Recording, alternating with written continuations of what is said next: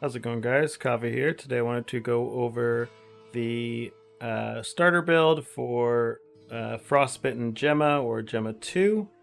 This build, as you can see, can scale up to a decent amount of damage. My gear isn't too crazy yet. I'm already at about 18 billion, and I know that there's people that are pushing this build into the hundreds of billions of damage. For that, let's go ahead and kind of look at the gear. The build that I'm running right now is Frost Terra. For the skill itself, you can't really see it because I turned this down a bit. But for the skill itself, basically you're dropping your attacks down. And when you are using a frost skill, you are gaining cold energy, which then unleashes a cold pulse, which is a larger effect that you'll see that basically procs on the maps and it does target enemies. And with this Frost Tides ability here, this does freeze these enemies and instantly hits them with 100 frostbite rating. So you're getting tons of freezing on basically everything on the entire screen, as well as getting a ton of damage off of it because of a lot of the damage multipliers in the tree. So this build is a damage over time build using Reap Purification. So you are stacking basically a bunch of sources of Reap, a bunch of sources of Affliction and Affliction Effect, as well as just skill levels as usual. But this build, while you can continue to scale it into a lot of damage, you can actually get started on it with very, very little gear. So let's go ahead and I'm going to just go ahead and take these off just to kind of showcase something here. So you can basically get yourself to the point where you're using like under 20 FE in gear. Let me just go buy a normal corrupted marrow here because this one's +2. But you can pretty much use about 20 FE in gear to get yourself started on this, and that will, you know, do you well enough to get you off the ground in order to farm what you need for the character to take it further and to continue to scale it further. Let's just see if I can find one that already has energy on it. There we go. This will work. There we go. 1 FE. So I want to showcase this with, say, non-corrupted gear or non-corroded gear here. So we go ahead and put on a level 1. For this, we'll go ahead and put on some Spring Resurrection Wands. These boots themselves, you can see these are 1 FE or so.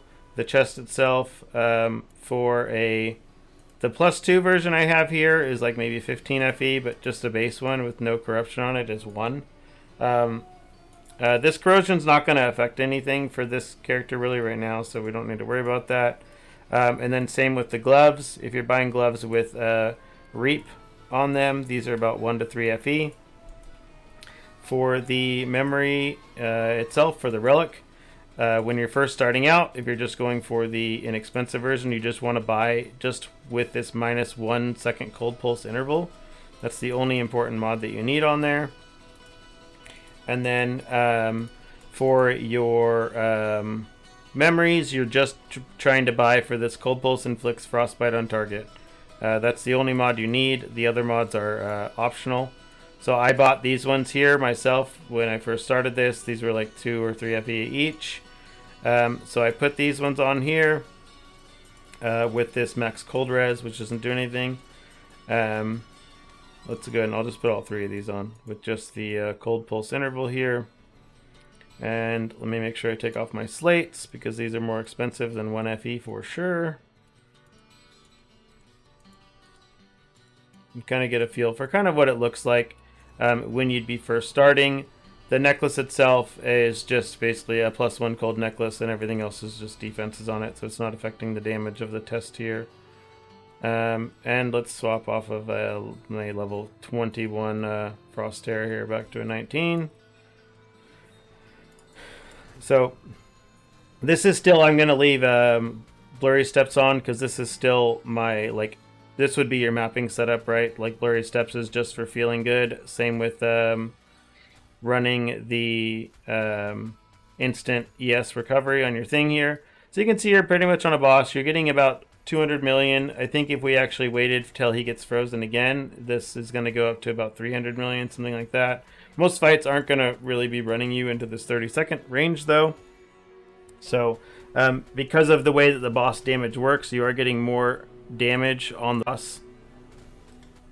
You are getting more damage on the boss for every time the boss is frozen when you swap into this bossing mode here with Bone Piercing Frost.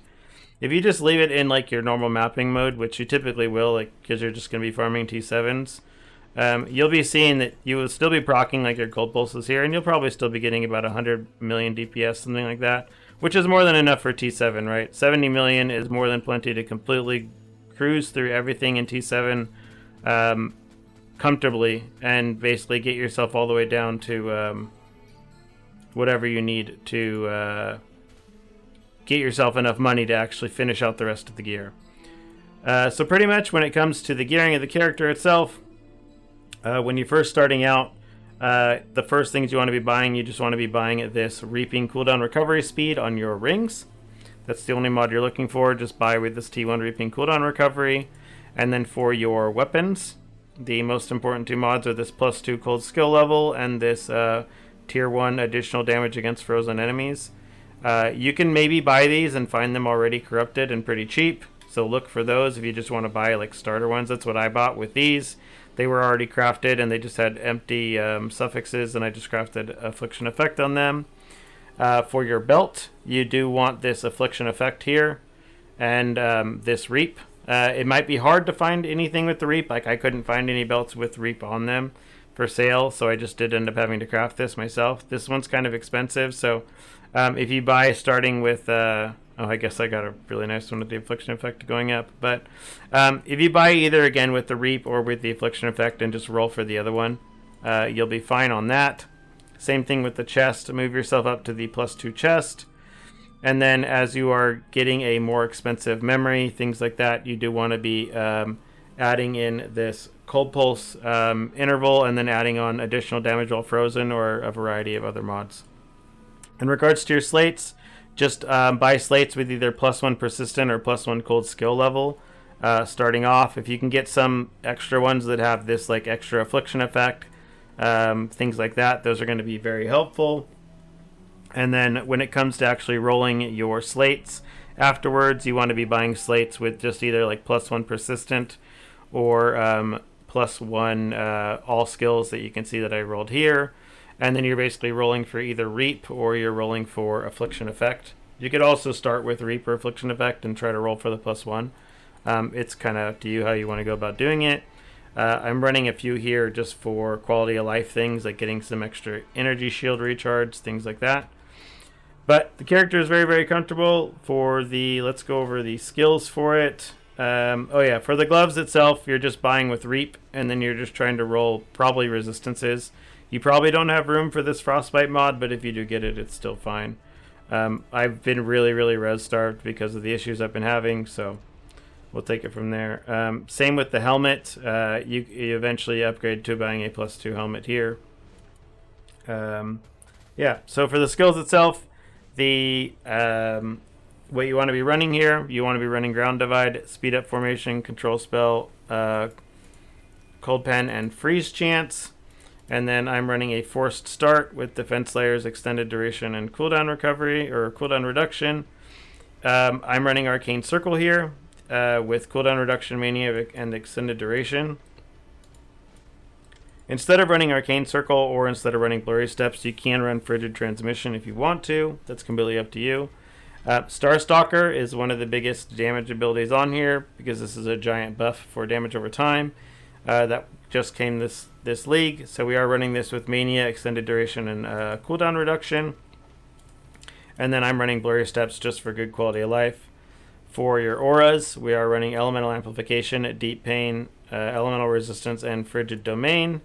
And then we have a Curse on Hit here with Biting Cold, and Magical Source, and a Seal Conversion here. And then we have Auto Defense with an Energy Fortress, Seal Conversion, and Frost Shield with Defense Layers.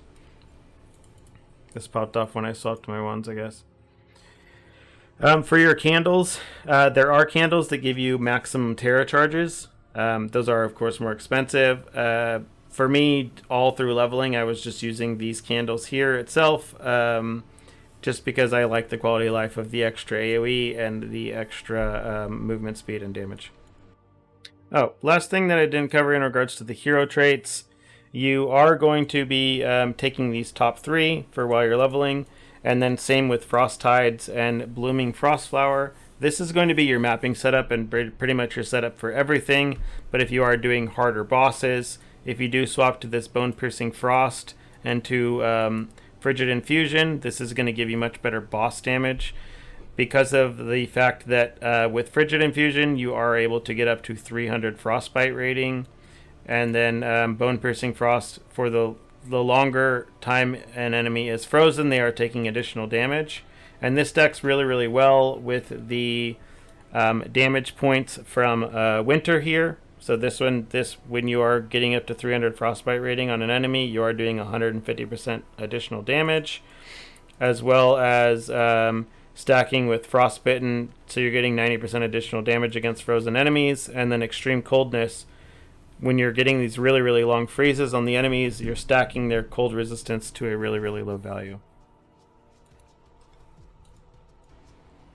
When it comes to leveling this build with the tree, this is the tree that we have final tree now. When you are leveling though, you do want to just be grabbing this additional skill radius and these spell burst nodes, and you will grab Beacon originally, not Winter, because you do level with Ring of Ice. You don't need to take any of this defensive stuff because you're just going to be freezing everything all the way along the way.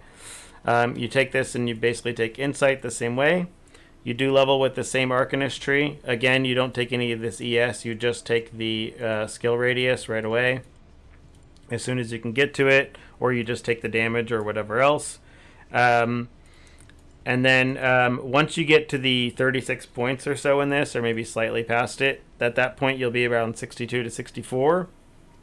And you will have this Psychic tree. At that point you'll basically drop everything in the Arcanist tree. You'll pick up everything in the Psychic tree up to Reap Purification.